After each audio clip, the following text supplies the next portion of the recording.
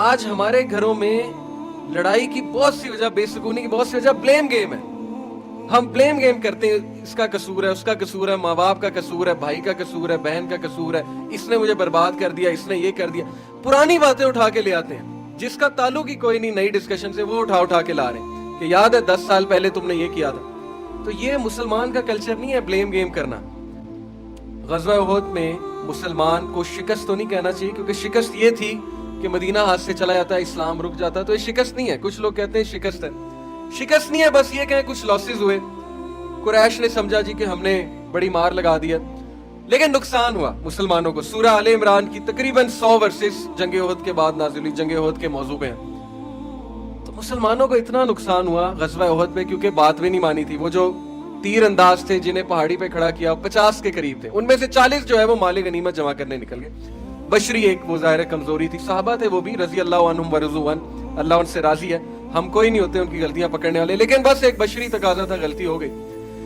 اتنا نقصان ہوا کہ نبی اکرم صلی اللہ علیہ وسلم کو 3 جگہ چوٹ لگی. ہمارے نبی کو ایک دندان مبارک شہید ہوئے، ایک ہمارے نبی کے گال مبارک کے اندر ہیلمٹ کھپ گیا. آپ اندازہ لگائیں کتنی بڑی چوٹ ہے. ایک ہمارے نبی کے ہیڈ انجری ہوئی، بڑی زبردست قسم کی. 3 زبردست چوٹیں آئے ہمارے نبی کو.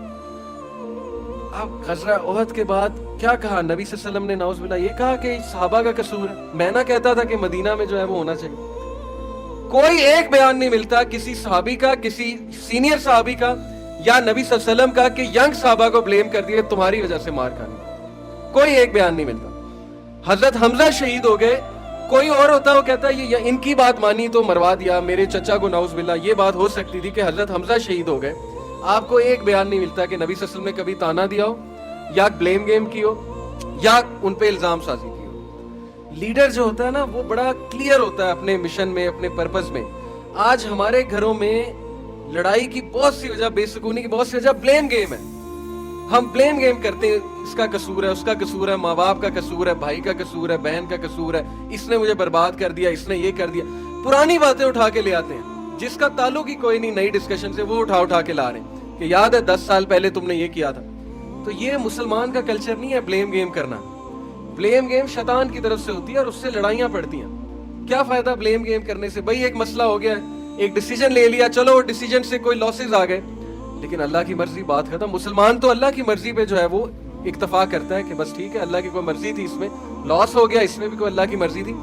اس لیے لیڈر جو ہے نا وہ بلیم گیم نہیں کرتا. یہ بہت ضروری میرا پوائنٹ ہے.